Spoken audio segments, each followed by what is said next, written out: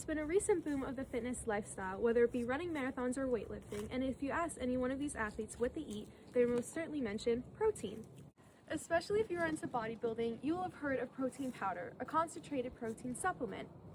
And it is not uncommon for some of the fittest athletes to consume this, but it beckons the question, how do some of the strongest animals get their protein? Now when you think of some of the strongest animals, some that may come to mind are elephants, rhinos, bulls, oxen, or even horses.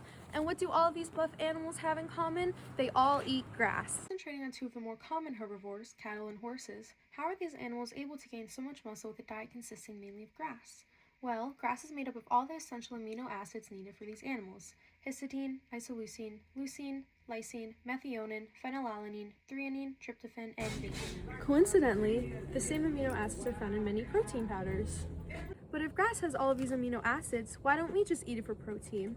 Well, we don't have the stomach for it. Through microbial fermentation in their specialized digestive chambers, both animals are able to break down cellulose and transform grass into energy and easily digestible nutrients, the cow in its ruminants or foregut and the horse in its hindgut.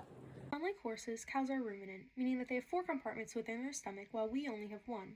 The first compartment is the biggest, the rumen. This is where all the grass that the cow eats goes, which is half chewed along with water. The specialized microbes in the rumen release enzymes called cellulase that catalyze the hydrolysis reaction of cellulose. A key factor that enables this process is that the rumen is oxygen-free, allowing for an anaerobic environment to thrive, catalyzing this microbial fermentation. After grazing, the cow relaxes. During this process, the grass is moved to the second part, the reticulum, where the grass is softened and turned into cud for the cow to regurgitate and rechew the grass for further breakdown. After reswallowing, the grass enters the omasum, where the cud is compressed so that excess water drains. The final step is the obomasum, which acts like a true stomach, breaking the cud down even further. After this, the digested material moves into the small intestine, where the essential nutrients are absorbed into the bloodstream. It is important to note that fermentation in human stomachs is a bad sign, while it is very necessary for cows, a key component to why they are able to digest grass so well and we are not. For horses, this microbial fermentation is located in their hindgut, more specifically their cecum and large colon. Similar to the cow, microbes such as bacteria, fungi, and protozoa break down the cellulose by releasing those cellulase enzymes. Horses are also not ruminant, meaning that they do not regurgitate their food.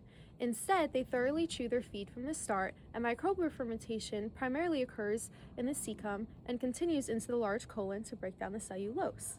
So even though these herbivores have different locations for the digestion of grass, they both use microbial fermentation to extract the essential nutrients, which enables them to gain so much muscle, and why we do not have access to this natural protein powder.